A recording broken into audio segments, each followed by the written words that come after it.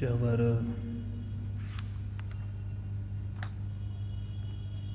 शतर तख्त के मालिक गुरता गद्दी उपर सुभायमान दसां पातशाहियों दे आत्मिक स्वरूप जुगो जुग अटल गरीब नवाज गुरु जाहरा जहूर हाजरा हजूर धन धन श्री गुरु ग्रंथ साहिब सच्चे पातशाह महाराज जी दी पावन पवित्र हजूरी अंदर दल भंजन गुर सूरमा वड जोधा बहु पारे उपकारी मेरी पीरी दे मालक सतगुरु धन धन श्री गुरु हरगोबिंद साहिब जी ने मुबारक चरण छो प्राप्त इतिहासक स्थान गुरुद्वारा श्री गुरुसर साहिब विखे संध्या दे पावन पवित्र दीवानां दे विच हाजरियां लवा रही नतमस्तक हो रही सुनो गुरु की संगत जी। आओ गुरु की बख्शिश गुरफतेह विच सांझ पाओ रसना सफलाओ बुलंद आवाज विच बुलाओ जी। वाहिगुरु जी का खालसा वाहिगुरु जी की फतेह। वडभागी हाँ जो शामां तो सतगुरां दे दर्शन गुरबाणी दे रस भिन्ने शब्दां दे कीर्तन सोदार श्री रहरास साहिब जी दे जाप ਅਤੇ श्री मुख वाक श्रवण करके लाभ खटिया लाहा प्राप्त किया है। चल रही गुर इतिहास की लड़ीवार कथा विचार का समय सो आओ सतगुरां दे पावन इतिहास नूं मन चित बिरतियां एकागर करके सुरत की एकाग्रता दे नाल श्रवण करन दा यतन करिए तां कि जिन्ना समा जुड़े पूरा पूरा लाभ प्राप्त हो सके। लड़ी जोड़न लई कल वाला विचारिया होया प्रसंग संखेप कुमात्र दोहरा लईए ताकि अगे आने वाले प्रसंग की विचार विच रस बनया रहे। गरीब नवाज गुरु हरगोबिंद साहिब सच्चे पातशाह जी ने अपना शरीर त्यागण का मन बना लिया संकल्प बना लिया है और अपनी जगह के ऊपर मेरी पीरी दे मालक ने धन धन श्री गुरु हराए साहिब जी नूं सुभायमान कराउण दा संकल्प धार लिया है। पर मन विच विचारे लियांदी कि धीरमल जो आकी हो करके बैठा है कल नूं सतगुरु हराए साहिब नूं परेशान ना करे क्योंकि सतगुरु हराए साहिब जी की आरज अजे बहुत छोटी है। इसलिए दूर दूर सुनेहे भेज के सब मुखी सिख मसंद सिख संगतां देशां विदेशां दे विचों सब नूं अपने पास बुलाया। सब संगतां भावना दे नाल सतगुरां दा हुक्म सुन के सतगुरां दे पास कार भेटावां लैके सुंदर सोहणियां सोहणियां होर वस्तुआं भेटा वजों लैके पहुंचियां हन। कोई माया लैके पहुंचिया, कोई वस्त्र लैके पहुंचिया।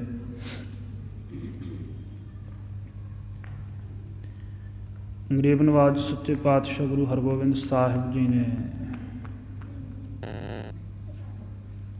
ਇੱਕ ਦਾਸੀ ਸੇਵਕਾ ਭੇਜ ਕੇ ਆਪਣੀ ਨਹੁੰ ਭਾਵ ਬਾਬਾ ਗੁਰਦਿੱਤਾ ਸਾਹਿਬ ਜੀ ਦੇ ਮਹਿਲ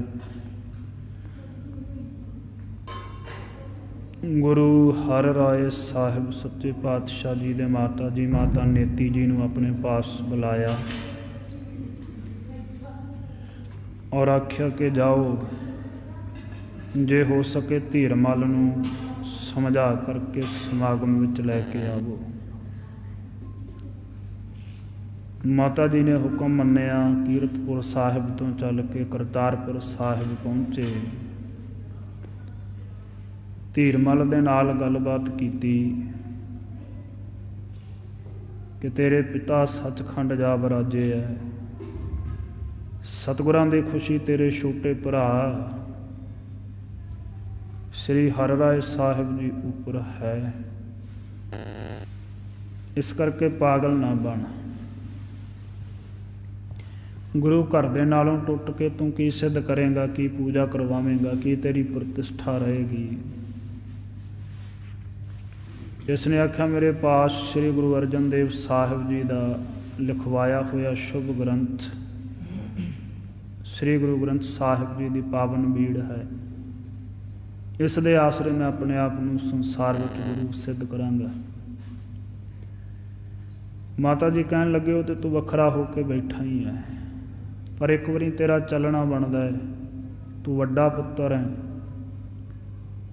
ਹੋ ਸਕਦਾ ਗੁਰੂ ਸਾਹਿਬ ਜੀ ਗੁਰੂ ਹਰਿ ਰਾਏ ਸਾਹਿਬ ਜੀ ਨੂੰ ਗੁਰਤਾ ਗੱਦੀ ਦੇ ਦੇਣ, ਜਾਂ ਫਿਰ ਤੈਨੂੰ ਵੀ ਗੁਰਤਾ ਗੱਦੀ ਦੀ ਬਖਸ਼ਿਸ਼ ਕਰ ਦੇਣ, ਜਾਂ ਤੁਹਾਡੇ ਅਜੇ 3 ਚਾਚੇ ਹੈ, ਬਾਬਾ ਸੂਰਜਮਲ ਜੀ, ਬਾਬਾ ਅਣੀ ਰਾਏ ਜੀ, ਗੁਰੂ ਤੇਗ ਬਹਾਦਰ ਜੀ, ਉਹਨਾਂ ਵਿੱਚੋਂ ਕਿਸੇ ਨੂੰ ਦਾਤ ਬਖਸ਼ ਦੇਣ, ਉਹ ਸਰਬੱਗ ਹੈ। ਇਸ ਕਰਕੇ ਇਸ ਪੱਖ ਤੋਂ ਵਿਚਾਰ ਕਿ ਤੇਰਾ ਉੱਥੇ ਜਾਣ ਦੇ ਵਿੱਚ ਕੋਈ ਘਾਟਾ ਹੈ ਹੀ ਨਹੀਂ, ਹਾਨੀ ਹੈ ਹੀ ਨਹੀਂ। ਤੂੰ ਗੁਰੂ ਘਰ ਦਾ ਸਾਹਿਬਜ਼ਾਦਾ ਹੈ, ਗੁਰੂ ਘਰ ਦਾ ਖੂਨ ਹੈ, ਤੂੰ ਚੱਲ ਉੱਥੇ। ਜੇ ਗੁਰਤਾ ਗੱਦੀ ਮਿਲੇ ਤਾਂ ਵੀ ਠੀਕ ਹੈ, ਜੇ ਨਾ ਮਿਲੇ ਤਾਂ ਵੀ ਸਿੱਖ ਸੰਗਤ ਨੇ ਤੇਰਾ ਸਤਿਕਾਰ ਹੀ ਕਰਨਾ ਹੈ।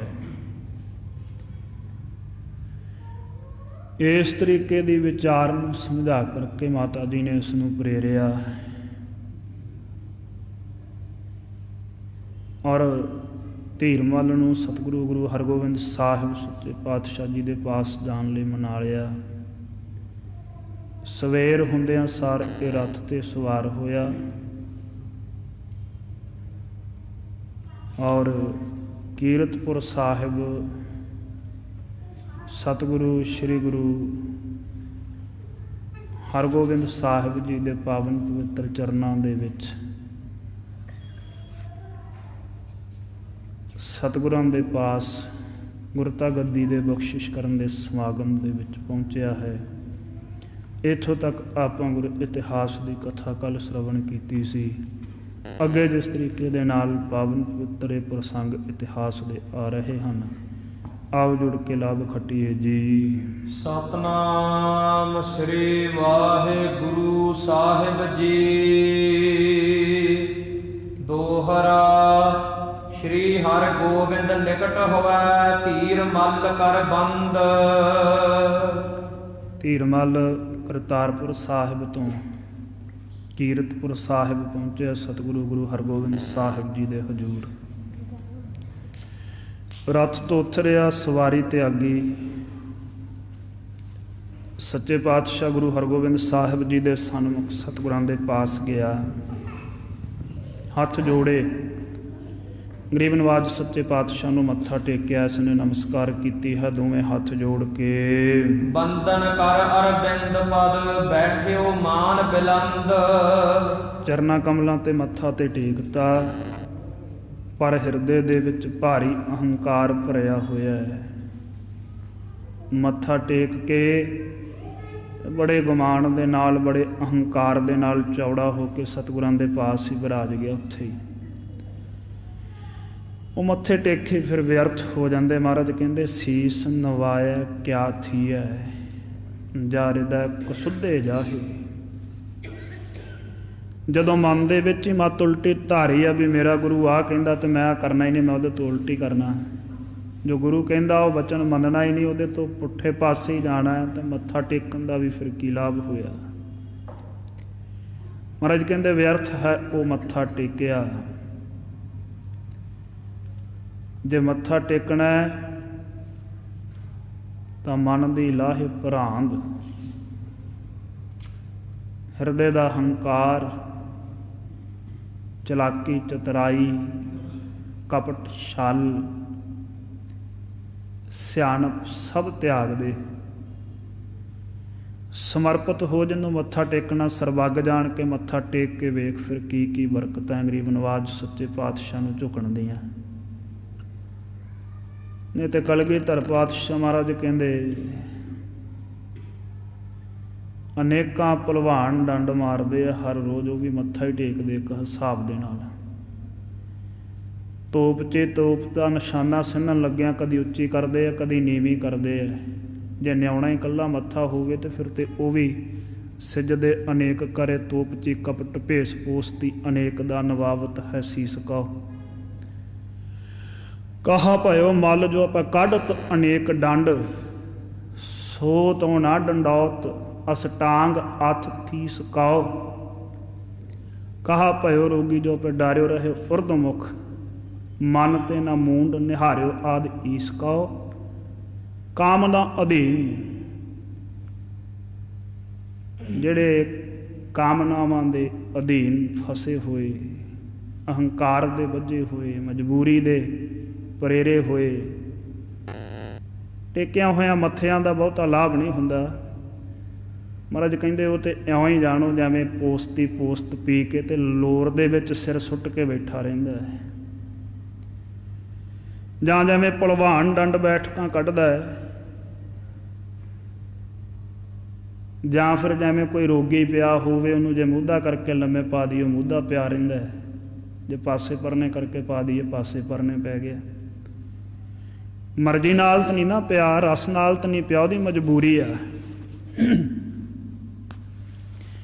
ਮੱਥਾ ਟੇਕਣਾ ਮਾਤਰ ਰੀਤੀ ਨਹੀਂ ਹੋਣੀ ਚਾਹੀਦੀ, ਰਿਵਾਜ ਨਹੀਂ ਹੋਣਾ ਚਾਹੀਦਾ, ਮਜਬੂਰੀ ਨਹੀਂ ਹੋਣੀ ਚਾਹੀਦੀ ਮੱਥਾ ਟੇਕਣਾ। ਜਦੋਂ ਮੱਥਾ ਟੇਕਣਾ ਹੈ ਮਨ ਵਿੱਚ ਖਿਆਲ ਹੋਣਾ ਚਾਹੀਦਾ ਵੀ ਮੈਂ ਮੱਥਾ ਕਿਹਨੂੰ ਟੇਕ ਰਿਹਾ। ਇਹ ਸਰਵਰੇ ਕਾਇਨਾਤ ਦਾ ਮਾਲਕ, ਇਹ ਦਸਾਂ ਪਾਤਸ਼ਾਹੀਆਂ ਦੇ ਆਤਮ ਰੂਪ, ਇਹ ਪ੍ਰਗਟ ਗੁਰਾਂ ਕੀ ਦੇਹ, ਇਹ ਬਿਨ ਬੋਲਿਆਂ ਸਭ ਕੁਛ ਜਾਣਦਾ, ਇਹ ਕਮਾਲੇ ਕਰਾਮਾਤ ਕਾਇਮ ਕਰੀਮ, ਰਜਾ ਬਖਸ਼ ਰੋਜੀ ਰਿਹਾਕੁਨ ਰਹੀਮ, ਇਹ ਸਭ ਕੁਝ ਦੇਣ ਵਾਲਾ ਹੈ। ਜੋ ਮੇਰੇ ਅੱਜ ਜੀਵਨ ਦੇ ਵਿੱਚ ਹੈ ਉਹ ਇਹਦੀ ਬਖਸ਼ਿਸ਼ ਸਦਕਾ ਹੈ। ਜੇ ਮੇਰਾ ਵੇਖਣਾ, ਸੁਣਨਾ, ਚੱਲਣਾ, ਬੋਲਣਾ ਸਲਾਮਤ ਹੈ ਤੇ ਮੇਰੇ ਗੁਰੂ ਦੀ ਰਹਿਮਤ ਖੁਸ਼ੀ ਕਰਕੇ ਹੈ। ਜੇ ਕਿਤੇ ਉਹ ਭਾਵਨਾ ਨਾਲ ਮਨ ਭਰ ਕੇ ਮੱਥਾ ਟੇਕੀਏ ਫਿਰ ਗਰੀਬ ਨਵਾਜ ਸੱਚੇ ਪਾਤਸ਼ਾਹ ਮਿਹਰ ਕਰ ਦਿੰਦੇ ਆ। ਬੁੱਧੂ ਸ਼ਾਹ ਮੱਥਾ ਟੇਕਣ ਹੀ ਪਹੁੰਚਿਆ ਸੀ ਗੁਰੂ ਕਲਗੀਧਰ ਪਿਤਾ ਮਹਾਰਾਜ ਨੂੰ, ਪੌਂਟਾ ਸਾਹਿਬ ਦੀ ਧਰਤੀ ਤੇ। ਇਹਦੇ ਮਨ ਦੀ ਭਾਵਨਾ ਵੇਖ ਕੇ ਗਰੀਬ ਨਵਾਜ ਨੇ ਐਸਾ ਥਾਪੜਾ ਦਿੱਤਾ, 400 ਦੇ ਤਕਰੀਬਨ ਰਿਸ਼ਤੇਦਾਰ ਤੇ ਇਸ ਦੇ ਸਕੇ ਸੰਬੰਧੀ ਸੀ, ਇਹਦੇ ਸਮੇਤ ਸਾਰਿਆਂ ਨੂੰ ਮੁਕਤੀ ਦਿੱਤੀ ਗਰੀਬ ਨਵਾਜ ਸੱਚੇ ਪਾਤਸ਼ਾਹ ਨੇ। ਤੇ ਇਸ ਨੂੰ ਇੱਕ ਕੰਘਾ ਤੇ ਆਪਣੇ ਕੇਸ ਕਲਗੀਧਰ ਪਿਤਾ ਮਹਾਰਾਜ ਨੇ ਇਹਦੀ ਝੋਲੀ ਵਿੱਚ ਪਾ ਕੇ ਇਹਨੂੰ ਨਿਹਾਲ ਕੀਤਾ। ਉਹ ਕੰਘਾ ਤੇ ਉਹ ਕੇਸ ਆਪਾਂ ਅੱਜ ਵੀ ਤਖਤ ਸ੍ਰੀ ਕੇਸਗੜ੍ਹ ਸਾਹਿਬ ਉਹਨਾਂ ਪਾਵਨ ਉਸ ਪ੍ਰੇਮ ਭੇਟਾ ਦੇ ਦਰਸ਼ਨ ਪ੍ਰਾਪਤ ਕਰਦੇ ਹਾਂ। ਜਿੰਨਾ ਚਿਰ ਖਾਲਸਾ ਪੰਥ ਰਹੇਗਾ ਪੀਰ ਬੁੱਧੂ ਸ਼ਾਹ ਅਮਰ ਰਹੇਗਾ ਇਤਿਹਾਸ ਵਿੱਚ। ਇਸ ਕਰਕੇ ਮੱਥਾ ਟੇਕਣ ਦਾ ਵੀ ਕੋਈ ਸਲੀਕਾ ਹੁੰਦਾ ਹੈ, ਮੱਥਾ ਟੇਕਣ ਦੇ ਵਿੱਚ ਵੀ ਕੋਈ ਰਸ ਹੁੰਦਾ ਹੈ, ਕੋਈ ਅਹਿਮੀਅਤ ਹੁੰਦੀ ਹੈ ਮੱਥਾ ਟੇਕਣ ਦੇ ਵਿੱਚ ਵੀ।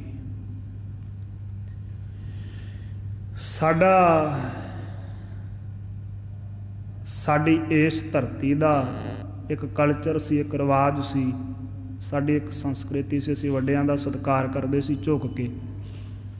ਪੈਰੀਂ ਹੱਥ ਲਾਉਂਦੇ ਸੀ ਤਜਰਬੇ ਵਾਲੇ ਪੁਰਸ਼ਾਂ ਦੇ। ਉਹ ਪੈਰਾਂ ਤੋਂ ਪਤਾ ਨਹੀਂ ਕਦੋਂ ਗੋਡਿਆਂ ਤੱਕ ਪਹੁੰਚੇ, ਗੋਡਿਆਂ ਤੋਂ ਫਿਰ ਅਸੀਂ ਲੱਕ ਤੱਕ ਆ ਗਏ, ਲੱਕ ਤੋਂ ਹੁਣ ਸਿੱਧਾ ਚਾਹੇ ਕੋਈ ਬਜ਼ੁਰਗ ਹੋਵੇ, ਚਾਹੇ ਕੋਈ ਛੋਟਾ ਹੋਵੇ, ਚਾਹੇ ਕੋਈ ਵੱਡਾ ਹੋਵੇ, ਹੱਥ ਮਿਲਾ ਕੇ ਹੈਲੋ ਹਾਏ ਕਰਕੇ ਸਾਰ ਦਿੰਦੇ ਅਸੀਂ। ਸਾਡਾ ਕਲਚਰ ਹੀ ਭੁੱਲ ਗਿਆ ਸਾਨੂੰ। ਨਾ ਸਾਨੂੰ ਅਸ਼ੀਰਵਾਦ ਲੈਣ ਦੀ ਜਾਚ ਰਹੀ ਤੇ ਨਾ ਜਿਹਦੇ ਤੋਂ ਲੈਣਾ ਸੀ ਉਹਨਾਂ ਲੋਕਾਂ ਨੂੰ ਦੇਣ ਦੀ ਕੋਈ ਜਾਚ ਰਹੀ। ਪਰ ਗੁਰੂ ਸਾਹਿਬ ਜੀ ਨੂੰ ਟੇਕਿਆ ਹੋਇਆ ਮੱਥਾ ਕਦੇ ਵਿਅਰਥ ਨਹੀਂ ਜਾਂਦਾ ਜੇ ਭਾਵਨਾ ਨਾਲ ਟੇਕੀਏ। ਗੁਰੂ ਤੇ ਦਰ ਦੇ ਉੱਤੋਂ ਜਿਹੜਾ ਭਾਵਨਾ ਨਾਲ ਮੱਥਾ ਟੇਕਦਾ ਉਹ ਸਾਰੇ ਦੀਆਂ ਸਾਰੀਆਂ ਹੀ ਦਾਤਾਂ ਸੱਚੇ ਪਾਤਸ਼ਾਹ ਮਹਾਰਾਜ ਦੇ ਸਾਨੂੰ ਅੱਖੋਂ ਪ੍ਰਾਪਤ ਕਰ ਲੈਂਦਾ। ਪਰ ਮੱਥਾ ਟੇਕਣ ਦਾ ਸਲੀਕਾ ਇੱਕ ਸਾਹਿਬ ਕਹਿੰਦੇ, ਸਤਿਗੁਰ ਆਗੈ ਸੀਸ ਭੇਟ ਦੇਹੋ, ਮੱਥਾ ਇਸ ਤਰੀਕੇ ਨਾਲ ਟੇਕ, ਇਹ ਸਿਰ ਸਤਿਗੁਰੂ ਦੀ ਅਮਾਨਤ ਜਾਣ ਕੇ ਸਤਿਗੁਰੂ ਦੇ ਚਰਨਾਂ ਦੇ ਵਿੱਚ ਰੱਖ ਦੇ, ਫਿਰ ਤੇਰਾ ਚੁੱਕਣ ਨੂੰ ਵੀ ਆਪੇ ਨਹੀਂ ਕਰਨਾ, ਇੰਨਾ ਰਸ ਪ੍ਰਾਪਤ ਹੋਏਗਾ, ਤੈਨੂੰ ਇੰਨਾ ਸੁੱਖ ਮਹਿਸੂਸ ਹੋਏਗਾ। ਹੁਣ ਧੀਰਮਲ ਨੇ ਵੀ ਮੱਥਾ ਟੇਕਿਆ ਸਤਿਗੁਰਾਂ ਨੂੰ, ਨਾਲੇ ਚਿਰ ਬਾਅਦ ਗਿਆ, ਨਾਲੇ ਵੱਡਾ ਪੁੱਤਰ ਹੈ ਤੇ ਹਰ ਰੋਜ਼ ਮੱਥਾ ਸ੍ਰੀ ਗੁਰੂ ਹਰਿਰਾਏ ਸਾਹਿਬ ਸੱਚੇ ਪਾਤਸ਼ਾਹ ਵੀ ਟੇਕਦੇ ਆ ਗੁਰੂ ਹਰਗੋਬਿੰਦ ਸਾਹਿਬ ਜੀ ਨੂੰ। ਗੁਰੂ ਹਰਿਰਾਏ ਸਾਹਿਬ ਜੀ ਦੇ ਮੱਥਾ ਟੇਕਣ ਦੇ ਵਿੱਚ ਕਿੱਡੀ ਭਾਵਨਾ ਪ੍ਰਬਲ ਹੈ। ਮਹਾਰਾਜ ਗੁਰੂ ਹਰਿਰਾਏ ਸਾਹਿਬ ਜੀ ਨੂੰ ਗੁਰਤਾ ਗੱਦੀ ਤੇ ਸੁਭਾਇਮਾਨ ਕਰਾ ਚੱਲੇ ਹਨ, ਆਪਣਾ ਤਖਤ ਬਖਸ਼ ਚੱਲੇ ਗੁਰੂ ਹਰਿਰਾਏ ਸਾਹਿਬ ਸੱਚੇ ਪਾਤਸ਼ਾਹ ਨੂੰ। ਆਪਣੇ 3 ਸਪੁੱਤਰਾਂ ਦੇ ਹੁੰਦੇ ਆ ਤੇ ਧੀਰਮਲ ਦੇ ਮੱਥਾ ਟੇਕਣ ਦਾ ਤਰੀਕਾ ਵੇਖੋ। ਗਰੀਬ ਨਵਾਜ ਸੱਚੇ ਪਾਤਸ਼ਾਹ ਦੇ ਨਾਲੋਂ ਕਿੰਨੇ ਲੰਮੇ ਸਮੇਂ ਦਾ ਵਿਛੜਿਆ, ਭਾਵਨਾ ਹੀ ਨਹੀਂ ਹੈ ਹਿਰਦੇ ਦੇ ਵਿੱਚ। ਜਿਹੋ ਜਿਹਾ ਆਇਆ ਕਰਤਾਰਪੁਰੋਂ ਇਹੋ ਜਿਹਾ ਹੀ ਵਾਪਸ ਮੁੜੇਗਾ, ਕੁਛ ਵੀ ਨਹੀਂ ਪ੍ਰਾਪਤ ਹੋਣਾ। ਅਹੰਕਾਰ ਦੇ ਭਰੇ ਨੇ ਮੱਥਾ ਟੇਕਿਆ ਗਰੀਬ ਨਵਾਜ ਸੱਚੇ ਪਾਤਸ਼ਾਹ ਨੂੰ, ਚਰਨਾਂ ਕਮਲਾਂ ਤੇ ਨਮਸਕਾਰ ਤੇ ਕੀਤੀ, ਪਰ ਪਾਸੇ ਹੋ ਕੇ ਬੈਠ ਗਿਆ ਜੀ। ਚੌਪਈ ਸਤਿਗੁਰ ਕਹਿਓ ਕੁਸ਼ਲ ਸੋ ਆਹੈ। ਫਿਰ ਵੀ ਗਰੀਬ ਨਵਾਜ ਸੱਚੇ ਪਾਤਸ਼ਾਹ ਦਾ ਬਿਰਦ ਹੈ, ਜਿਹੜਾ ਕੋਈ ਝੁਕਦਾ ਚਾਹੇ ਮਤਲਬ ਨੂੰ ਹੀ ਝੁਕੇ। ਸਾਹਿਬ ਦੇ ਆਲੂ ਹੈ ਮਹਾਰਾਜ ਸੱਚੇ ਪਾਤਸ਼ਾਹ, ਜਿਹੜੇ ਮਤਲਬ ਨੂੰ ਵੀ ਝੁਕਦੇ ਆ ਕਿ ਉਹ ਵੀ ਆਪਦੇ ਮਤਲਬ ਪੂਰੇ ਕਰ ਲੈਂਦੇ ਸਤਿਗੁਰੂ ਦੇ ਦਰ ਤੋਂ। ਸਤਿਗੁਰਾਂ ਦਾ ਸੁਭਾਅ ਵੀ ਐਸਾ, ਸਤਿਗੁਰੂ ਦਾਤਾ ਹੀ ਐਸਾ, ਤੂੰ ਵੱਡ ਦਾਤਾ ਦਾਨਾ, ਉਹ ਵੱਡੇ ਤੋਂ ਵੱਡਾ ਦਾਨ ਬਖਸ਼ਿਸ਼ ਕਰ ਦਿੰਦਾ ਹੈ, ਮਤਲਬੀਆਂ ਦੇ ਮਤਲਬ ਵੀ ਪੂਰੇ ਕਰ ਦਿੰਦਾ ਜਿਹੜੇ ਆ ਕੇ ਝੁਕਦੇ। ਮਹਾਰਾਜ ਨੇ ਫਿਰ ਵੀ ਪੁੱਛਿਆ, ਧੀਰਮਲ ਤੂੰ ਸੁੱਖ ਸਾਂਦ ਦੇ ਨਾਲ ਤੇ ਹੈ ਨਾ, ਸਹੀ ਹੈ, ਨਰੋਗ ਹੈ, ਸਿਹਤ ਠੀਕ ਹੈ ਤੇਰੀ, ਸਾਰਾ ਪਤਾ ਪੁੱਛਿਆ ਸੱਚੇ ਪਾਤਸ਼ਾਹ ਨੇ। ਪੁਰ ਕਰਤਾਰ ਰਹਿਣ ਸ਼ੁਭ ਚਾਹੈ। ਮਹਾਰਾਜ ਸੱਚੇ ਪਾਤਸ਼ਾਹ ਵੇਖੋ ਕਿੱਡੇ ਦਇਆ ਦੇ ਘਰ ਹੈ, ਅੱਗੋਂ ਹੀ ਇਹਦੇ ਹਿਰਦੇ ਦੀ ਸਾਰੀ ਹਾਲਾਤ ਜਾਣਦੇ ਹੋਏ ਫਿਰ ਵੀ ਇਸ ਨੂੰ ਪ੍ਰੇਮ ਦੇ ਨਾਲ ਸਹਿਮਤ ਰੱਖਣਾ ਚਾਹੁੰਦੇ, ਆਪਦੇ ਨਾਲ ਮਿਲਾ ਕੇ ਰੱਖਣਾ ਚਾਹੁੰਦੇ ਵੀ ਸਾਡੇ ਨਾਲੋਂ ਟੁੱਟੇ ਨਾ, ਸਾਡਾ ਆਪਦਾ ਕਿਸੇ ਤਰੀਕੇ ਰਹਿ ਜਾਵੇ। ਕਹਿੰਦੇ ਤੂੰ ਸੁੱਖ ਦੇ ਨਾਲ ਕਰਤਾਰਪੁਰ ਸਾਹਿਬ ਦੇ ਵਿੱਚ ਹੀ ਵਸਣਾ ਚਾਹੁੰਦਾ ਹੈ। ਹਾਥ ਜੋਰ ਕਰ ਗਿਰਾ ਬਖਾਨੀ। ਜਦੋਂ ਸੱਚੇ ਪਾਤਸ਼ਾਹ ਨੇ ਸਵਾਲ ਕੀਤਾ, ਧੀਰਮਲ ਨੇ ਹੱਥ ਜੋੜੇ ਸਤਿਗੁਰੂ ਸੱਚੇ ਪਾਤਸ਼ਾਹ ਨੂੰ ਬੇਨਤੀ ਕਹਿਣ ਲੱਗਾ। ਬੇਨਤੀ ਤੇ ਕੀ ਬਚਨ ਹੀ ਕਹਿ ਸੱਦੇ, ਗਿਰਾ ਗੱਲਾਂ ਆਖਣ ਲੱਗਾ ਗੋ ਸਤਿਗੁਰੂ ਸੱਚੇ ਪਾਤਸ਼ਾਹ ਨੂੰ। ਤੁਮਰੇ ਪੁਰ ਕੀ ਰੱਛਾ ਠਾਨੀ। ਅਹੰਕਾਰ ਨਿਕਲਿਆ ਜ਼ਬਾਨ ਤੇ, ਕਹਿੰਦਾ ਮਹਾਰਾਜ ਤੁਹਾਡੇ ਨਗਰ ਦੀ ਰਕਸ਼ਾ ਮੈਂ ਕੀਤੀ ਹੈ ਜੀ, ਜਿਹੜਾ ਨਗਰ ਤੁਸੀਂ ਵਸਾਇਆ ਉਹਦਾ ਰਾਖਾ ਮੈਂ ਹੋ ਰਿਹਾ ਹਾਂ। ਕਰਕੇ ਸੰਧ ਸ਼ਾਹ ਕੈ ਸੰਗ। ਮੈਂ ਸੰਧੀ ਕੀਤੀ ਹੈ, ਜੋੜ ਕੀਤਾ, ਮਿਲਾਪ ਕਰ ਲਿਆ ਮੈਂ ਮੁਸਲਮਾਨਾਂ ਦੇ ਨਾਲ। ਰਿਸ ਨਿਵਾਰ ਕਰ ਰਾਖਿਓ ਰੰਗ। ਮੈਂ ਉਸ ਦਾ ਗੁੱਸਾ ਦੂਰ ਕਰਕੇ ਉਹਦੇ ਨਾਲ ਪ੍ਰੇਮ ਭਰਿਆ ਸੰਬੰਧ ਰੱਖਿਆ, ਮਿਲਾਪ ਰੱਖਿਆ ਹੈ। ਸੁਨਤ ਕਪਟ ਕੀ ਬਾਤ ਬਡੇਰੀ। ਜਦੋਂ ਗਰੀਬ ਨਵਾਜ ਸੱਚੇ ਪਾਤਸ਼ਾਹ ਨੇ ਇਹਦੇ ਇਹ ਕਪਟ ਵਾਲੀ, ਛਲ ਵਾਲੀ, ਫਰੇਬ ਵਾਲੀ ਗੱਲ ਸੁਣੀ, ਬਚਨ ਸੁਣੇ ਇਸ ਦੇ, ਆਛੋ ਕਰਿਓ ਕਹਿਓ ਤਿਸ ਬੇਰੀ। ਫਿਰ ਵੀ ਗਰੀਬ ਨਵਾਜ ਦੇ ਆਲੂ ਮਹਾਰਾਜ ਕਹਿਣ ਲੱਗੇ ਕੋਈ ਗੱਲ ਨਹੀਂ ਧੀਰਮਲ, ਚੰਗਾ ਕੀਤਾ ਤੂੰ, ਬਹੁਤ ਚੰਗਾ ਕੀਤਾ ਜੋ ਕੀਤਾ ਹੈ। ਤੇਰਾ ਕਰ ਤਬ ਨਿਸਾ ਬਿਤਾਈ। ਇਦੋਂ ਅੱਗੇ ਫਿਰ ਗਰੀਬ ਨਵਾਜ ਨੇ ਕੋਈ ਬਚਨ ਨਹੀਂ ਕੀਤਾ। ਸੱਚੇ ਪਾਤਸ਼ਾਹ ਜੀ ਦੇ ਪਾਸ ਇਸ ਨੇ ਇੱਕ ਰਾਤ ਉੱਥੇ ਹੀ ਵਸ ਕਰਕੇ ਬਤੀਤ ਕੀਤੀ। ਉਤੋਂ ਫਾਗ ਹੋਰੀ ਨਿਰਾਈ। ਕਹਿੰਦੇ ਫੱਗਣ ਦਾ ਮਹੀਨਾ ਸੀ ਉਹ ਤੇ ਹੋਲੀ ਦੇ ਦਿਨ ਨੇੜੇ ਆਏ ਹੋਏ ਸਨ। ਨੇਰੇ ਪੁਰ ਗ੍ਰਾਮਨ ਕੋ ਮੇਲਾ, ਨੇੜੇ ਤੇੜੇ ਦੇ ਜਿਹੜੇ ਕੀਰਤਪੁਰ ਸਾਹਿਬ ਦੇ ਨਗਰ ਸੀ, ਉਹਨਾਂ ਨਗਰਾਂ ਦੇ ਵਿੱਚ ਮੇਲਾ ਲੱਗਿਆ ਹੋਇਆ ਸੀ। ਉਸ ਸਮੇਂ ਹੋਲੀ ਦਾ ਲੋਕ ਹੋਲੀ ਦੀਆਂ ਖੁਸ਼ੀਆਂ ਨੇੜੇ ਤੇੜੇ ਦੇ ਨਗਰ ਮਨਾ ਰਹੇ ਸਨ। ਆਇਓ ਦਰਸ਼ਨ ਕਰਨ ਸੁਹੇਲਾ, ਜਿਹੜੀਆਂ ਸਿੱਖ ਸੰਗਤਾਂ ਸਨ ਉਹ ਵੀ ਮੇਲੇ ਦੇ ਇਕੱਠ ਦੇ ਰੂਪ ਦੇ ਵਿੱਚ ਗਰੀਬ ਨਵਾਜ ਗੁਰੂ ਹਰਗੋਬਿੰਦ ਸਾਹਿਬ ਜੀ ਦੇ ਦਰਸ਼ਨ ਕਰਨ ਆ ਗਈਆਂ ਇਸ ਹੋਲੀ ਦੇ ਮੌਕੇ। ਗੁਰ ਕੀ ਕਾਰ ਕਿਤਕ ਲੈ ਆਏ, ਕਿੰਨੇ ਕੁ ਸਿੱਖ ਗੁਰੂ ਸਾਹਿਬ ਜੀ ਦੀ ਕਾਰ ਭੇਟਾ ਲੈ ਕਰਕੇ ਪਹੁੰਚੇ ਹਨ। ਢਿਗ ਢਿਗ ਕੋ ਮੇਲਾ ਸਮੁਦਾਏ, ਨੇੜੇ ਤੇੜੇ ਦੀਆਂ ਜਿਹੜੀਆਂ ਸਿੱਖ ਸੰਗਤਾਂ ਸੀ ਸਾਰੀਆਂ ਕੀਰਤਪੁਰ ਸਾਹਿਬ ਹਾਜ਼ਰ ਹੋ ਗਈਆਂ। ਖੇਲਤ ਫਾਗ ਸੰਗਤਾਂ ਸਾਰੀ, ਸਤਿਗੁਰੂ ਦੇ ਹਜ਼ੂਰ ਹੀ ਮਿਲ ਕਰਕੇ ਸਭ ਨੇ ਹੋਲੀ ਖੇਡੀ ਹੈ। ਇਹ ਹੋਲੀ ਉਹ ਹੈ, ਹੋਲੀ ਕੀਨੀ ਸੰਤ ਸੇਵ, ਰੰਗ ਲਾਗਾ ਅਤ ਲਾਲ ਦੇਵ। ਇਹ ਉਸ ਹੋਲੀ ਦੀ ਗੱਲ ਹੈ। ਇਹ ਜਿਹੜੀ ਝੂਠੀ ਰੰਗਾਂ ਬਰੰਗਾਂ ਵਾਲੀ ਹੋਲੀ ਹੈ, ਇਹ ਇਸ ਦੀ ਗੱਲ ਨਹੀਂ ਹੈ। ਗੁਰਮਤ ਦੇ ਅਨੁਸਾਰ ਗਰੀਬ ਨਵਾਜ ਨੇ ਸਾਰੇ ਮੇਲੇ ਮਨਾਏ ਸਭ ਹੀ ਹੈ। ਹੋਲਾ ਮਹੱਲਾ ਜਿਵੇਂ ਬਾਅਦ ਦੇ ਵਿੱਚ ਮੁਕਰਰ ਕਰ ਦਿੱਤਾ, ਜਾਂ ਦੀਵਾਲੀ ਦਾ ਜਿਹੜਾ ਸ਼ੁਭ ਮੇਲਾ ਹੈ ਸ਼੍ਰੀ ਅੰਮ੍ਰਿਤਸਰ ਸਾਹਿਬ, ਖਾਲਸੇ ਨੇ ਇਕੱਤਰ ਹੋ ਕੇ ਮਤਾ ਪਕਾਇਆ ਵੀ ਜਿਵੇਂ ਪਹਿਲਾਂ ਗੁਰੂਆਂ ਦੀ ਹਜ਼ੂਰੀ ਵਿੱਚ ਲੱਗਦਾ ਸੀ, ਹੁਣ ਇਹ ਅੰਮ੍ਰਿਤਸਰ ਸਾਹਿਬ ਲੱਗੇ ਇਸੇ ਤਰੀਕੇ। ਇਉਂ ਹੀ ਵਿਸਾਖੀ ਦਾ ਮੇਲਾ ਸ਼ੁਭ ਦਮਦਮਾ ਸਾਹਿਬ ਲੱਗਦਾ, ਜਾਂ ਫਿਰ ਅਨੰਦਪੁਰ ਸਾਹਿਬ ਵੀ ਭਰਦਾ, ਪਰ ਗੁਰੂ ਸਾਹਿਬਾਨਾਂ ਦੇ ਸਮੇਂ ਗੁਰੂ ਦੀ ਹਜ਼ੂਰੀ ਦੇ ਵਿੱਚ ਵੀ ਲੱਗਦਾ ਸੀ। ਉੱਥੇ ਹੁੰਦਾ ਗੁਰਮਤਿ ਦਾ ਪ੍ਰਚਾਰ ਪ੍ਰਸਾਰ ਹੀ ਸੀ। ਇਹ ਸਾਰੇ ਦਿਨ ਮਨਾਏ ਗੁਰਮਤਿ ਦੇ ਮੁਤਾਬਕ ਹੀ ਜਾਂਦੇ ਸਨ।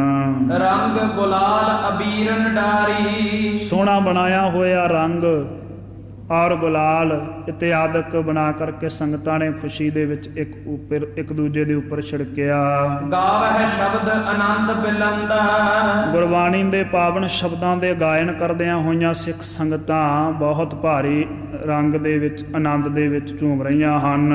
ਸਤਿਗੁਰ ਕੋ ਸਥਾਨ ਦਰ ਬੰਦਾ, ਗਰੀਬ ਨਵਾਜ ਗੁਰੂ ਹਰਗੋਬਿੰਦ ਸਾਹਿਬ ਜੀ ਦੇ ਪਾਵਨ ਦਰਸ਼ਨ ਕਰਦੀਆਂ ਸਥਾਨਾਂ ਨੂੰ ਨਮਸਕਾਰ ਕਰਦੀਆਂ ਸਿੱਖ ਸੰਗਤਾਂ। ਸ਼੍ਰੀ ਹਰਗੋਬਿੰਦ ਆਗਿਆ ਦੀਨ, ਉਸ ਸਮੇਂ ਸ਼੍ਰੀ ਗੁਰੂ ਹਰਗੋਬਿੰਦ ਸਾਹਿਬ ਸੱਚੇ ਪਾਤਸ਼ਾਹ ਜੀ ਨੇ ਫਿਰ ਆਗਿਆ ਦੇ ਦਿੱਤੀ ਹੈ। ਪੂਰਨਮਾਸ਼ੀ ਮਹਿ ਦਿਨ ਤੀਨ, ਮਹਾਰਾਜ ਸੱਚੇ ਪਾਤਸ਼ਾਹ ਕਹਿਣ ਲੱਗੇ ਪੂਰਨਮਾਸ਼ੀ ਦੇ ਵਿੱਚ 3 ਦਿਨ ਬਾਕੀ ਹਨ। ਤਿਸ ਦਿਨ ਹੋਇਆ ਹੈ ਦਰਸ ਹਮਾਰਾ, ਉਸ ਦਿਨ ਸਾਡੇ ਦਰਸ਼ਨ ਤਮਾਮ ਸੰਗਤਾਂ ਨੂੰ ਪ੍ਰਾਪਤ ਹੋਣਗੇ।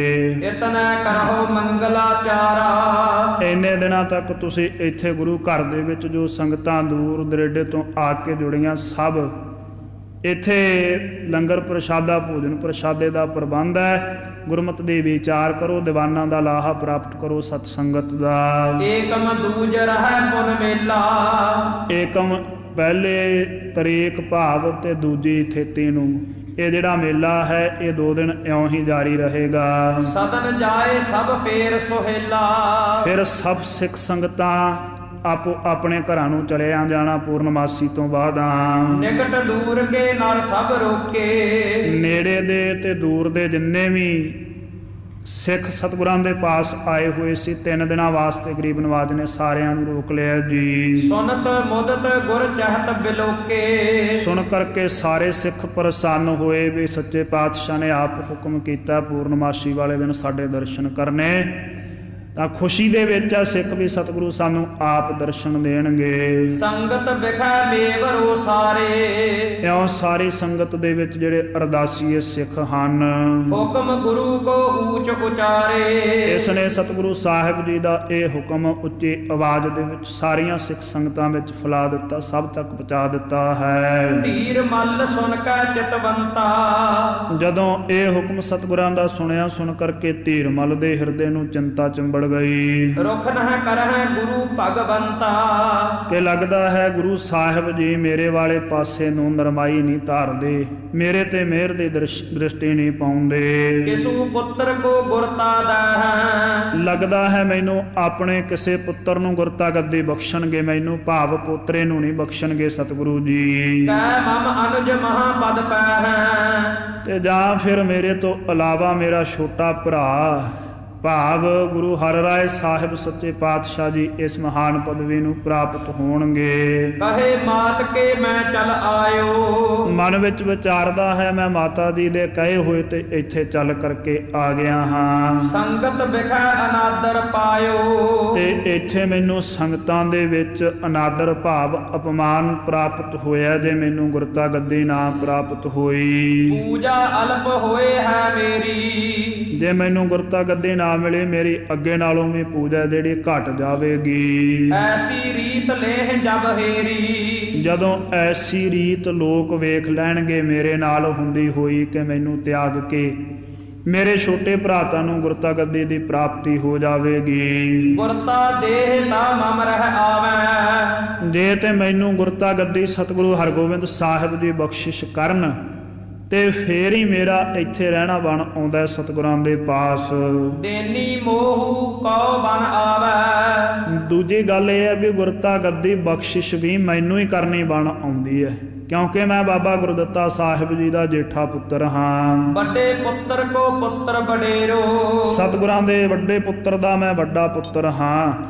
ਇਹ ਇਸੇ ਤਰੀਕੇ ਦੀ ਰੀਤੀ ਨਿਭਣੀ ਚਾਹੀਦੀ ਹੈ। ਵਿਦਤ ਬਾਤ ਸਭ ਲਖ ਹੈ ਕਨੇਰੋ, ਇਹ ਸਾਰਾ ਗੱਲ ਇਹ ਸਾਰੇ ਸੰਸਾਰ ਹੀ ਸਾਰਾ ਸਮਝਦਾ ਇਸ ਗੱਲ ਨੂੰ ਕਿ ਪਿਤਾ ਦੇ ਤਖਤ ਦੇ ਉੱਪਰ ਜ਼ਿੰਮੇਦਾਰੀ ਦੇ ਉੱਪਰ ਪੂਰਨ ਤੌਰ ਤੇ ਵੱਡੇ ਪੁੱਤਰ ਦਾ ਹੀ ਹੱਕ ਹੁੰਦਾ ਹੈ। ਇਹ ਇਉਂ ਚੱਲਦਾ ਆਉਂਦਾ ਸੀ ਪਹਿਲਾਂ ਸਦੀਆਂ ਤੋਂ, ਹੋ ਸਕਦਾ ਉਦੋਂ ਪਹਿਲਾਂ ਵੀ ਇਹ ਰਿਵਾਜ ਹੋਣ। ਜਿਹੜੇ ਪੁਰਾਣੇ ਰਾਜੇ ਮਹਾਰਾਜੇ ਜ਼ਿਮੀਂਦਾਰ ਸ਼ਾਹੂਕਾਰ ਜਾਂ ਜੋ ਵੀ ਲੋਕ ਸੀ ਵਪਾਰੀ ਸੀ ਉਹਨਾਂ ਦੇ ਵੱਡੇ ਪੁੱਤਰ ਦਾ ਹੀ ਹੱਕ ਹੁੰਦਾ ਸੀ ਉਹਨਾਂ ਦੇ ਕੰਮ ਧੰਦੇ ਦੇ ਉੱਪਰ, ਉਹਨਾਂ ਦੇ ਤਖਤ ਦੇ ਉੱਪਰ, ਉਹਨਾਂ ਦੇ ਰਾਜ ਦੇ ਉੱਪਰ। ਪਰ ਇਹ ਗੁਰਤਾ ਗੱਦੀ ਦੇ ਤਖਤ ਤੇ ਗਰੀਬ ਨਵਾਜ ਸੱਚੇ ਪਾਤਸ਼ਾਹ ਮਹਾਰਾਜ ਜੀ ਨੇ ਮਰਿਆਦਾ ਬਦਲੀ। ਗਰੀਬ ਨਵਾਜ ਸੱਚੇ ਪਾਤਸ਼ਾਹ ਨੇ ਸਮਾਜ ਬਹਾਲੀ ਦੇ ਵਾਸਤੇ ਸੇਧ ਦਿੱਤੀ ਵੀ ਯੋਗ ਮਨੁੱਖ ਨੂੰ ਅਗਵਾਈ ਮਿਲਣੀ ਚਾਹੀਦੀ ਹੈ, ਸਹੀ ਮਨੁੱਖ ਨੂੰ ਅਗਵਾਈ ਪ੍ਰਾਪਤ ਹੋਵੇ ਜਿਹੜਾ ਗੁਰਮਤਿ ਦਾ ਪੂਰਨ ਤੌਰ ਤੇ ਧਾਰਨੀ ਹੋਵੇ। ਕਿਉਂਕਿ ਜਿਹੜਾ ਪੂਰਨ ਤੌਰ ਤੇ ਧਾਰਨੀ ਹੋਵੇਗਾ ਉਹ ਸੱਚ ਨੂੰ ਕਮਾਉਣ ਦੀ ਮਨਸ਼ਾ ਰੱਖੇਗਾ, ਸੱਚ ਦੇ ਸਬੂਤ ਨਹੀਂ ਮੰਗੇਗਾ। ਉਹ ਜਿਹਨੂੰ ਜਿਹੜਾ ਅਸਮਰੱਥ ਹੁੰਦਾ ਊਣਾ ਹੁੰਦਾ ਉਹ ਸੱਚ ਦੇ ਸਬੂਤ ਮੰਗਦਾ ਹੁੰਦਾ। ਫਿਰ ਵੀ ਜੇ ਇਹ ਗੱਲ ਸੱਚੀ ਹੈ ਤਾਂ ਸਬੂਤ ਪੇਸ਼ ਕਰੋ। ਸੱਚ ਤੇ ਚੱਲਣਾ ਨਹੀਂ ਚਾਹੁੰਦਾ ਹੁੰਦਾ। ਸਾਡੇ ਸਮਾਜ ਦੀ ਦਸ਼ਾ ਵਿਗੜਨ ਦਾ ਸਭ ਨਾਲੋਂ ਵੱਡਾ ਕਾਰਨ ਅੱਜ ਇਹ ਬਣਿਆ ਕਿ ਸਾਨੂੰ ਸੱਚ ਦੇ ਸਬੂਤ ਚਾਹੀਦੇ ਆ, ਸੱਚ ਤੇ ਚੱਲਣਾ ਕੋਈ ਨਹੀਂ ਚਾਹੁੰਦਾ। ਇਹ ਗੱਲ ਹੋ ਗਈ, ਇਸੇ ਕਰਕੇ ਸਾਡੇ ਸਮਾਜ ਦਾ ਬੇੜਾ ਗਰਕ ਹੋ ਗਿਆ। ਸੋ ਇਹ ਮਹਾਰਾਜ ਸੱਚੇ ਪਾਤਸ਼ਾਹ ਨੇ ਗੁਰਮਤਿ ਦੇ ਵਿੱਚ, ਗੁਰਸਿੱਖੀ ਦੇ ਵਿੱਚ ਇਹ ਮਰਿਆਦਾ ਹੀ ਲਾਗੂ ਕਰ ਦਿੱਤੀ ਪੱਕੇ ਤੌਰ ਤੇ ਕਿ ਜੋ ਯੋਗ ਹੈ ਉਹੀ ਅੱਗੇ ਆਵੇ। ਅੱਜ ਵੀ ਹੁੰਦਾ, ਬੇਸ਼ੱਕ ਸਮਾਂ ਪਾ ਕੇ ਹੋਵੇ। ਗੁਰੂ ਘਰ ਦੇ ਵਿੱਚ ਸੱਚ ਤੇ ਚੱਲਣ ਵਾਲੇ ਨੂੰ, ਯੋਗ ਨੂੰ ਸਮਾਂ ਆਪੇ ਅੱਗੇ ਕਰ ਦਿੰਦਾ, ਚਾਹੇ ਥੋੜ੍ਹਾ ਸਮਾਂ ਲੱਗ ਜਾਵੇ ਉਹ ਗੱਲ ਵੱਖਰੀ ਹੈ, ਪਰ ਕਰ ਦਿੰਦਾ ਸੱਚ ਤੇ ਚੱਲਣ ਵਾਲੇ ਨੂੰ ਅੱਗੇ, ਕੁਝ ਸਮਾਂ ਪਾ ਕੇ ਸਹੀ ਬੇਸ਼ੱਕ। ਸੋ ਕਹਿੰਦਾ ਪਰ ਇਹ ਉਹ ਮੱਤ ਅਪਣਾਉਂਦਾ, ਕਹਿੰਦਾ ਵੱਡਾ ਮੈਂ ਵੱਡੇ ਪੁੱਤਰ ਦਾ ਪੁੱਤਰ ਹਾਂ, ਇਸ ਕਰਕੇ ਮੇਰਾ ਹੀ ਹੱਕ ਬਣਦਾ। ਸਾਰੇ ਸੰਸਾਰ ਦੇ ਵਿੱਚ ਇਉਂ ਹੀ ਇਹ ਰੀਤ ਨਿਭਾਈ ਜਾਂਦੀ ਹੈ ਜੀ। ਤਉ ਰਚਨ ਮੈਂ ਕੁਛ ਚਤੁਰਾਈ, ਪਰ ਤਾਂ ਵੀ ਕਹਿੰਦਾ ਮੈਂ ਕੁਛ ਨਾ ਕੁਛ ਤੇ ਚਤੁਰਾਈ ਰਚਾਂ, ਕੋਈ ਤੇ ਕੋਈ ਚਲਾਕੀ ਮੈਂ ਵਰਤ ਕੇ ਵੇਖਾਂ। ਜਿਸ ਤੇ ਸੰਗਤ ਲਖ ਹੈ ਵਡਾਈ, ਜਿਸ ਦਾ ਕਰਕੇ ਕਿ ਜਿਹੜੀ ਸੰਗਤ ਹੈ ਮੇਰੀ ਵਡਿਆਈ ਨੂੰ ਜਾਣ ਲਵੇ। ਪ੍ਰਥਮ ਪਿਤਾ ਵੇ ਤੇ ਪੁਜਵਾਵਾਂ, ਮੈਂ ਇਉਂ ਕਰਦਾ ਪਹਿਲੋਂ ਆਪਣੇ ਪ੍ਰਾਮਾਂ ਦੇ ਪਾਸੋਂ ਆਪਣੀ ਪੂਜਾ ਕਰਵਾਉਣਾ ਹਾਂ। ਫਿਰ ਮੰਜੀ ਪਰ ਹੋਏ ਦਿਖਰਾਵਾਂ, ਮੈਂ ਸਤਿਗੁਰਾਂ ਦੇ ਪਾਸ ਹੋ ਕਰਕੇ ਮੰਜੀ ਲਾ ਕੇ ਬੈਠ ਜਾਵਾਂ ਸਤਿਗੁਰਾਂ ਦੇ ਨੇੜੇ। ਜੇ ਮੈਂ ਮੰਜੀ ਲਾ ਕੇ ਬੈਠ ਜਾਵਾਂ, ਸੰਗਤ ਮੈਨੂੰ ਵੇਖ ਲਵੇ ਸਤਿਗੁਰਾਂ ਦੇ ਪਾਸ, ਸਤਿਗੁਰਾਂ ਦੇ ਬਰਾਬਰ ਸਿੰਘਾਸਨ ਤੇ ਬੈਠੇ ਹੋਏ ਨੂੰ। ਗੁਰੂ ਅਛਤ ਜੇ ਲਿਓ ਅਕੋਰ, ਔਰ ਗੁਰੂ ਸਾਹਿਬ ਜੀ ਦੀ ਹਜ਼ੂਰੀ ਦੇ ਵਿੱਚ ਹੁੰਦਿਆਂ ਜੇ ਮੈਂ ਸੰਗਤ ਦੇ ਪਾਸੋਂ ਭੇਟਾਵਾਂ ਪ੍ਰਾਪਤ ਕਰ ਲਵਾਂ। ਵੇਖ ਕਰ ਸਿੱਖ ਬੰਦਹ ਕਰ ਜੋਰ, ਵੇਖ ਕਰਕੇ ਬਰਾਬਰ ਬੈਠੇ ਹੋਏ ਨੂੰ ਗੁਰੂ ਸਾਹਿਬ ਜੀ ਦੇ ਸਿੱਖ ਸੰਗਤਾਂ ਮੈਨੂੰ ਵੀ ਹੱਥ ਜੋੜ ਕੇ ਨਮਸਕਾਰਾਂ ਕਰਨਗੀਆਂ। ਸਦਾ ਰਹਿਣਗੇ ਪੁਨ ਅਨੁਸਾਰੀ, ਫਿਰ ਜੇ ਇਹ ਮੇਰਾ ਬਣਾਇਆ ਹੋਇਆ ਛਲ, ਰਚਿਆ ਹੋਇਆ ਛਲ ਜੇ ਸਿਰੇ ਚੜ ਗਿਆ ਨਾ, ਜਿਹੜੇ ਜਿਹੜੇ ਸਿੱਖ ਮੈਨੂੰ ਵੇਖ ਲੈਣਗੇ ਸਤਿਗੁਰਾਂ ਦੀ ਹਜ਼ੂਰੀ ਵਿੱਚ ਇਉਂ ਮੰਜੀ ਤੇ ਬੈਠੇ ਹੋਏ ਨੂੰ ਸਤਿਗੁਰਾਂ ਦੇ ਬਰਾਬਰ, ਉਹ ਫਿਰ ਸਦਾ ਵਾਸਤੇ ਮੇਰੀ ਪੂਜਾ ਕਰਨਗੇ, ਮੈਨੂੰ ਗੁਰੂ ਮੰਨ ਲੈਣਗੇ। ਪੂਜਾ ਕਰਹਿ ਸਦੀਵ ਹਮਾਰੀ, ਕਿਉਂ ਮੇਰੀ ਸਦਾ ਵਾਸਤੇ ਪੂਜਾ ਪ੍ਰਤਿਸ਼ਠਾ ਬਣੀ ਰਹੇਗੀ, ਹੁੰਦੀ ਰਹੇਗੀ। ਗੁਰ ਨਿਕਸੈਂਗੇ ਪਰਸੋਂ ਬਾਹਿਰ, ਗਰੀਬ ਨਵਾਜ ਗੁਰੂ ਹਰਗੋਬਿੰਦ ਸਾਹਿਬ ਜੀ ਪਰਸੋਂ ਦੇ ਦਿਨ ਬਾਹਰ ਨਿਕਲਣਗੇ, ਪੂਰਨਮਾਸੀ ਵਾਲੇ ਦਿਨ। ਮੈਂ ਹੋਏ ਪ੍ਰਾਤ ਥਿਰਾਂ ਵਿੱਚ ਜਾਹਿਰ, ਮੈਂ ਸਵੇਰ ਹੁੰਦਿਆਂ ਸਾਰ ਸਤਿਗੁਰਾਂ ਦੇ ਆਉਣ ਤੋਂ ਪਹਿਲਾਂ ਹੀ ਪ੍ਰਗਟ ਇਸ ਦੀਵਾਨ ਦੇ ਵਿੱਚ ਜਾ ਕੇ ਬੈਠ ਜਾਵਾਂਗਾ। ਬ੍ਰਿੰਦ ਉਪਾਇਨ ਆਨੀ ਸਵੈ, ਔਰ ਬਹੁਤ ਸਾਰੀਆਂ ਭੇਟਾਵਾਂ ਇਸ ਨੇ ਆਪਣੇ ਪਾਸੋਂ ਹੀ ਲੈ ਆਂਦੀਆਂ, ਪਹਿਲੋਂ ਆਪਦੇ ਕੋਲ ਰੱਖਣ ਦੇ ਲਈ। ਹੀਰ ਹੀਰ ਅਰਪਹਿਗੇ ਤਬੈ, ਕਹਿੰਦਾ ਬਰਿੰਦ ਬੇਅੰਤ ਬਹੁਤ ਸਾਰੀਆਂ ਭੇਟਾਵਾਂ ਸਿੱਖਾਂ ਨੇ ਵੀ ਲਿਆਂਦੀਆਂ ਹਨ। ਵੇਖ ਕਰਕੇ ਮੈਨੂੰ ਬੈਠੇ ਹੋਏ ਨੇ, ਆਪੇ ਹੀ ਸਿੱਖ ਮੈਨੂੰ ਚੜਾਉਣ ਲੱਗ ਜਾਣਗੇ। ਗੁਰ ਸਮ ਬਨ ਕੈ ਦੇਉ ਦਿਖਾਈ, ਬਸ ਮੈਂ ਇੱਕ ਇਹ ਛਲ ਰਚਾਂ, ਮੈਂ ਗੁਰੂ ਸਾਹਿਬ ਜੀ ਦੇ ਵਾਂਗੂ ਬਣ ਕੇ ਇੱਕ ਵਾਰੀ ਸੰਗਤ ਨੂੰ ਦਿਖਾਈ ਦੇਵਾਂ, ਜਿਸ ਤੇ ਮਾਨਤ ਰਹਿ ਸਦਾਈ। ਜਿਸ ਦਾ ਕਰਕੇ ਕਿ ਫਿਰ ਸਦਾ ਵਾਸਤੇ ਸਿੱਖ ਸੰਗਤ ਮੈਨੂੰ ਮੰਨਦੀ ਰਹੇ। ਸੰਗ ਮਸੰਦਨ ਮਸਲਤ ਕੀਨ, ਜਿਹੜੇ ਇਸ ਦੇ ਮਿਲਾਪ ਵਾਲੇ ਮਸੰਦ ਸੀ, ਉਹਨਾਂ ਮਸੰਦਾਂ ਨਾਲ ਇਸ ਨੇ ਸਲਾਹ ਕਰ ਲਈ ਹੈ। ਤਿਨਹੁ ਸਰਾਹਿਓ ਤੂੰ ਮਤ ਪੀਨ, ਹੁਣ ਉਹਨਾਂ ਨੇ ਵੀ ਇਹਦੀ ਸਿਫਤ ਕਰ ਦਿੱਤੀ, ਝੂਠੀ ਕਹਿਣ ਲੱਗੇ ਤੂੰ ਮਤ ਦੇ ਵਿੱਚ ਨਿਪੁੰਨ ਹੈ, ਸੁੰਦਰ ਮਤ ਹੈ ਤੇਰੀ, ਜ਼ਿਆਦਾ ਸਮਝਦਾਰ ਹੈ ਤੂੰ। ਸਦਾ ਸੰਗ ਤਿਸਕੇ ਸੋ ਰਹਾ, ਤੂੰ ਸਦਾ, ਅਸੀਂ ਹਮੇਸ਼ਾ ਉਹਦੇ ਦੇ ਨਾਲ ਹੀ ਨਿਭਾਈ ਜਾਂਦੀ ਹੈ, ਹਮੇਸ਼ਾ ਹਮੇਸ਼ਾ ਉਸ ਪੁਰਸ਼ ਦੇ ਨਾਲ ਹੀ ਨਿਭਦੀ ਹੈ ਜਿਹੜਾ ਸਮਤਵੰਤ ਹੋਵੇ। ਗੁਰ ਬਿਗਰਹਿ ਤਿਮਹੀ ਨਿਤ ਕਹੈ, ਗਰੀਬ ਨਵਾਜ ਗੁਰੂ ਸਾਹਿਬ ਜੀ ਵਿਗੜ ਜਾਣਗੇ, ਇਹ ਹਰ ਰੋਜ਼ ਅਸੀਂ ਵੀ ਸੁਣਦੇ ਹਾਂ ਤੇਰੇ ਨਾਲ। ਪਰ ਜੇ ਤੂੰ ਸਦਾ ਵਾਸਤੇ ਇਹ ਪੂਜਾ ਪ੍ਰਤਿਸ਼ਠਾ ਪ੍ਰਾਪਤ ਕਰਵਾ ਲਵੇਂ ਇਉਂ ਦੀਵਾਨ ਵਿੱਚ ਬੈਠ ਕੇ, ਤੇ ਸਾਡੇ ਸਮੇਤ ਬਹੁਤ ਸਾਰੀਆਂ ਸੰਗਤਾਂ ਤੇਰੇ ਨਾਲ ਹੀ ਰਹਿਣਗੀਆਂ, ਭਾਵੇਂ ਸਤਿਗੁਰੂ ਤੇਰੇ ਨਾਲ ਵਿਗੜੀ ਜਾਣ, ਤੇਰੇ ਖਿਲਾਫ ਹੀ ਹੋ ਜਾਣ। ਲੱਖੋਂ ਸੰਗਤ ਅਬ ਚਲ ਆਈ, ਹੁਣ ਲੱਖਾਂ ਦੀ ਗਿਣਤੀ ਦੀ ਸਿੱਖ ਸੰਗਤ ਚੱਲ ਕਰਕੇ ਆਈ ਹੋਈ ਹੈ ਕੀਰਤਪੁਰ ਨਗਰ ਵਿਖੇ। ਦੇਸ਼ਨ ਕੇ ਮਸੰਦ ਸਮਦਾਈ, ਦੇਸ਼ਾਂ ਦੇ ਦੂਰ ਦਰਾਡੇ ਦੇ ਬਹੁਤ ਸਾਰੇ ਮਸੰਦ ਜਿਹੜੇ ਕਾਰ ਭੇਟਾ ਇਕੱਠੀ ਕਰਨ ਵਾਲੇ ਗੁਰੂ ਘਰ ਦੇ ਲੋਕ ਹਨ, ਉਹ ਵੀ ਆਏ ਹੋਏ ਹਨ।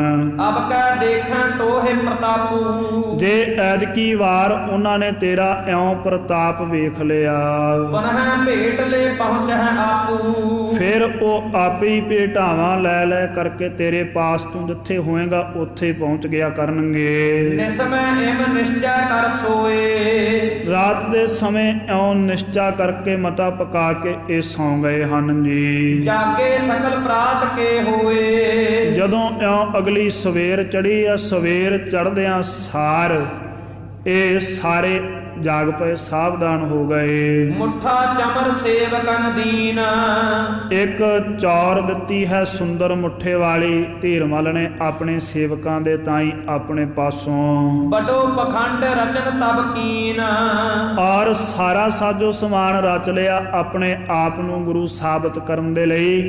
ਜਿਸ ਤਰੀਕੇ ਦੇ ਨਾਲ ਗੁਰੂ ਹਰਗੋਬਿੰਦ ਸਾਹਿਬ ਦੀਵਾਨ ਵਿੱਚ ਸਜਦੇ ਆ, ਚੌਰ ਦੇ ਸਮੇਤ, ਛਤਰ ਦੇ ਸਮੇਤ, ਆਪਣੇ ਪਾਵਨ ਪਵਿੱਤਰ ਸੁੰਦਰ ਸਿੰਘਾਸਣ ਤੇ ਉਹੋ ਹੀ ਸਾਰੀ ਤਿਆਰੀ ਇਹ ਧੀਰਮਲ ਵੀ ਕਰਾਉਣ ਲੱਗ ਪਿਆ ਸਤਿਗੁਰਾਂ ਦੇ ਬਰਾਬਰ ਵਿਰਾਜਮਾਨ ਹੋਣ ਵਾਸਤੇ।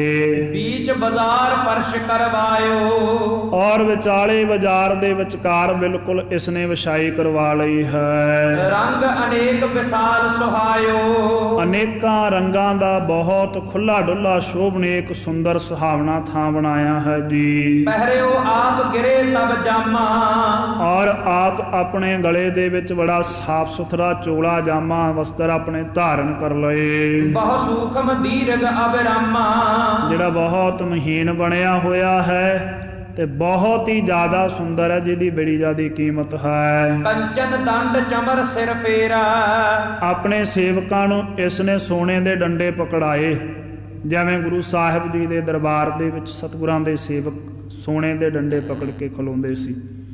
ਔਰ ਇਸੇ ਤਰੀਕੇ ਦੇ ਸਿਰ ਤੇ ਚਵਰ ਵੀ ਕਰਨ ਲੱਗ ਪਿਆ ਇੱਕ ਸੇਵਾਦਾਰ, ਜਿਵੇਂ ਗਰੀਬ ਨਵਾਜ ਗੁਰੂ ਹਰਗੋਬਿੰਦ ਸਾਹਿਬ ਜੀ ਦੇ ਸੀਸ ਤੇ ਹੁੰਦੀ ਸੀ। ਭੂਖਨ ਪਹਿਰੇ ਦਿਪਤ ਕਨੇਰਾ, ਆਪਣੇ ਸਰੀਰ ਦੇ ਉੱਪਰ ਸੁੰਦਰ ਸੁੰਦਰ ਗਹਿਣੇ ਵੀ ਇਸਨੇ ਧਾਰਨ ਕਰ ਲਏ, ਜਿਹੜੇ ਦੂਰੋਂ ਹੀ ਲਿਸ਼ਕਦੇ ਆ, ਚਮਕਦੇ ਹਨ ਜੀ। ਜਿਗਾ ਆਦ ਤੇ ਸ਼ੋਭਾ ਪਾਏ, ਸਿਰ ਦੇ ਉੱਪਰ ਦਸਤਾਰ, ਦਸਤਾਰ ਦੇ ਉੱਪਰ ਜਿਗਾ ਵੀ ਧਾਰਨ ਕੀਤੀ ਹੋਈ ਹੈ। ਗਇਓ ਆਪ ਜਹ ਫਰਸ਼ ਕਰਾਏ, ਇਸ ਤਰੀਕੇ ਦੇ ਨਾਲ ਪੂਰਾ ਸੱਜ ਕੇ ਤਿਆਰ ਬਰ ਤਿਆਰ ਹੋ ਕੇ ਉੱਥੇ ਚਲਿਆ ਗਿਆ ਜਿੱਥੇ ਇਹਨੇ ਫਰਸ਼ ਤਿਆਰ ਕਰਵਾਇਆ ਸੀ ਆਪਣਾ। ਦੀਰਘ ਸੁੰਦਰ ਦਸ ਮਸੰਦ, ਔਰ ਮਸਨੰਦ ਬੜਾ ਖੁੱਲਾ ਡੁੱਲਾ ਤੇ ਬੜਾ ਸੋਹਣਾ ਇੱਕ ਇਹਦੇ ਵਾਸਤੇ ਸਿੰਘਾਸਣ ਲਾਇਆ ਹੋਇਆ ਹੈ ਉਸ ਜਗ੍ਹਾ ਦੇ ਉੱਪਰ। ਧਰਿਓ ਏਕ ਉਪਧਾਨ ਬਿਲੰਦ, ਔਰ ਉਸ ਸਿੰਘਾਸਣ ਦੇ ਉੱਪਰ ਇੱਕ ਸਿਰਹਾਣਾ ਵੀ ਰੱਖਿਆ ਹੋਇਆ ਗੋਲ ਆਕਾਰ ਦਾ ਬਣਾ ਕਰਕੇ। ਤਿਸ ਪਰ ਬੈਠਿਓ ਮੋਦ ਉਪਾਏ, ਉਸ ਸਿੰਘਾਸਣ ਦੇ ਉੱਪਰ ਜਾ ਕਰਕੇ ਬੈਠ ਗਿਆ ਹੈ। ਬੜਾ ਹਿਰਦੇ ਦੇ ਵਿੱਚ ਚਾਅ ਇਸ ਨੇ ਧਾਰਿਆ ਆਪਦੇ ਦਿਲੋਂ, ਤੇ ਹੁਣ ਗੁਰੂ ਹੀ ਬਣ ਬੈਠਾ ਹੈ ਨਾ। ਗੁਰੂ ਨਾਲੋਂ ਘੱਟ ਥੋੜ੍ਹੀ ਜਾਣਦਾ ਕੋਈ ਆਪਦੇ ਆਪ ਨੂੰ। ਕੀ ਹੈ ਗੁਰਮਤਿ? ਗੁਰੂ ਹਰਗੋਬਿੰਦ ਸਾਹਿਬ ਸੱਚੇ ਪਾਤਸ਼ਾਹ ਦਾ ਹੁਕਮ ਕੀ ਹੈ? ਇਹ ਤੇ ਸਭ ਵਿਸਾਰ ਹੀ ਦਿੱਤਾ। ਹੁਣ ਆਪਦੇ ਆਪ ਨੂੰ ਗੁਰੂ ਸਮਝਣ ਲੱਗ ਪਿਆ ਧੀਰਮਲ, ਵੀ ਮੈਂ ਹੀ ਗੁਰੂ ਹਾਂ। ਇਉਂ ਹੀ ਹੁੰਦੀ ਆ ਜਦੋਂ ਬੰਦੇ ਨੂੰ ਹੰਕਾਰ ਹਾਵੀ ਹੁੰਦਾ, ਫਿਰ ਆਪਦੀ ਮਾਤੀ ਅਪਣਾਉਂਦਾ, ਆਪਦੀ ਸਮਝ, ਆਪ ਦਾ ਅਨੁਭਵ, ਆਪ ਦੀਆਂ ਪੜ੍ਹੀਆਂ ਗੱਲਾਂ, ਗੁਰਮਤਿ ਦੀ ਕਸਵੱਟੀ ਵਿਸਾਰ ਦਿੰਦਾ। ਕਹਿੰਦਾ ਮੇਰੇ ਜਿੰਨੀ ਸਮਝ ਕਿਹਨੂੰ ਹੈ? ਹੁਣ ਦੂਜਾ ਨਹੀਂ ਕੋਈ ਸਮਝਦਾਰ ਮੇਰੇ ਜਿੰਨਾ। ਹੁਣ ਜੋ ਮੈਂ ਕਹਿੰਦਾ ਉਹੋ ਹੀ ਗੁਰਮਤਿ ਹੋਈ। ਅਸਲੀਅਤ ਵਿੱਚ ਕੀ ਗੁਰਮਤਿ ਹੈ ਇਹ ਨਹੀਂ ਕੋਈ ਜਾਣਨਾ ਚਾਹੁੰਦਾ। ਜਦੋਂ ਅਹੰਕਾਰ ਦਾ ਸ਼ਿਕਾਰ ਹੁੰਦਾ, ਕਹਿੰਦਾ ਜੋ ਮੈਂ ਕਹਿ ਦਿੱਤਾ ਬਸ ਇਹ ਗੁਰਮਤਿ ਹੈ। ਇਹੀ ਭੁਲੇਖਾ ਹੁਣ ਧੀਰਮਲ ਨੂੰ ਪੈ ਗਿਆ, ਹੰਕਾਰੀ ਹੋਏ ਨੂੰ। ਆਪ ਹੀ ਆਪਦੇ ਆਪ ਦੇ ਵਿੱਚ ਗੁਰੂ ਬਣ ਕੇ ਬਹਿ ਗਿਆ। ਪਰ ਇਹ ਗੱਲ ਨਹੀਂ ਸਮਝਦਾ ਵੀ ਉਹ ਜੋਤ, ਉਹ ਸਿਧਾਂਤ, ਉਹ ਸਰਬੱਗਤਾ ਕਿੱਥੋਂ ਲੈ ਕੇ ਆਏਗਾ ਜਿਹੜੀ ਗੁਰੂ ਹਰਗੋਬਿੰਦ ਸਾਹਿਬ ਸੱਚੇ ਪਾਤਸ਼ਾਹ ਦੇ ਵਿੱਚ ਹੈ। ਗੁਰੂ ਹਰਗੋਬਿੰਦ ਸਾਹਿਬ ਸੱਚੇ ਪਾਤਸ਼ਾਹ ਨੇ 4 ਜੰਗ ਹਰਾਏ ਆ ਮੁਗਲ ਫੌਜ ਨੂੰ, ਤੇ ਆਪ ਸੰਧੀ ਕੀਤੀ ਹੈ ਜਹਾਂਗੀਰ ਬਾਦਸ਼ਾਹ ਨੇ, ਤੇ ਚਿੱਠੀਆਂ ਲਿਖ ਕੇ ਉਹਨਾਂ ਦੀਆਂ ਮਿੰਨਤਾਂ ਕਰਦਾ ਫਿਰਦਾ ਵੀ ਜਿੱਥੇ ਮੈਂ ਬੈਠਾ ਉੱਥੇ ਹਮਲਾ ਨਾ ਕਰਿਓ, ਤੇ ਫੀਲਿੰਗਾਂ ਲੈਂਦਾ ਆਪਦੇ ਆਪ ਦੇ ਵਿੱਚ, ਰਸ ਲੈਂਦਾ ਵੀ ਮੈਂ ਗੁਰੂ ਹਰਗੋਬਿੰਦ ਸਾਹਿਬ ਹਾਂ। ਇਉਂ ਭੇਖ ਬਣਾ ਕੇ ਬੈਠ ਗਿਆ ਜੀ। ਚਾਹੋਂ ਦਿਸ਼ ਦਾਸ ਫਿਰੇ ਸਮੁਦਾਏ, 4 ਸ਼ਫੇਰੇ ਇਸ ਦਾ ਬਣਾਇਆ ਹੋਇਆ, ਰਚਿਆ ਹੋਇਆ ਅਡੰਬਰ ਜਿਹੜਾ ਹੈ ਇਹਦੇ ਜਿਹੜੇ ਸੇਵਕ ਸਨ ਮੁੱਲ ਖਰੀਦੇ, ਉਹ ਇਹਨੂੰ ਘੇਰ ਕੇ ਖਲੋ ਗਏ ਹਨ ਜੀ। ਸ਼੍ਰੀ ਸਤਿਗੁਰ ਤੁਮ ਅੰਤਰਜਾਮੀ, ਔਰ ਇਸ ਨੂੰ ਪੂਜਦੇ ਹਨ, ਕਹਿੰਦੇ ਹਨ ਕਿ ਇਹ ਸ਼੍ਰੋਮਣੀ ਸਤਿਗੁਰੂ ਤੁਸੀਂ ਅੰਤਰਜਾਮੀ ਹੋ, ਜਾਣੀ ਜਾਣ ਹੋ। ਕਰਹਿ ਕੁਸ਼ਾਮਤ ਕਹਿ ਕਹਿ ਸੁਆਮੀ, ਇਸ ਨੂੰ ਮਾਲਕ ਕਹਿ ਕਰਕੇ, ਸਵਾਮੀ ਸਵਾਮੀ ਕਹਿ ਕਰਕੇ ਇਸ ਦੀ ਖੁਸ਼ਾਮਦੀਦ ਕਰਦੇ ਹਨ, ਇਸ ਦੇ ਖਰੀਦੇ ਹੋਏ ਜਿਹੜੇ ਇਸ ਦੇ ਸੇਵਕ ਹੈ। ਸੋ ਇਉਂ ਇਹ ਅਡੰਬਰ ਚਾ ਕੇ ਬੈਠ ਗਿਆ। ਇੱਥੋਂ ਤੱਕ ਗੁਰ ਇਤਿਹਾਸ ਦੀ ਵਿਚਾਰ ਆਈ ਹੈ। ਵਿਚਾਰਦਿਆਂ ਹੋਈਆਂ ਨੇ ਇੱਕ ਪ੍ਰਕਾਰ ਦੀਆਂ ਭੁੱਲਾਂ ਦੀ ਖਿਮਾ ਬਖਸ਼ਣੀ, ਅੱਗੇ ਤੋਂ ਸ੍ਰੇਸ਼ਟ ਮਤ ਬਖਸ਼ਣੀ। 2 ਪੰਕਤੀਆਂ ਪੜ੍ਹ ਕੇ ਸਮਾਪਤੀ ਹੈ ਜੀ। ਸ਼੍ਰੀ ਸਤਿਗੁਰ ਤੁਮ ਅੰਤਰਜਾਮੀ, ਕਰਹਿ ਕੁਸ਼ਾਮਤ ਕਹਿ ਕਹਿ ਸੁਆਮੀ।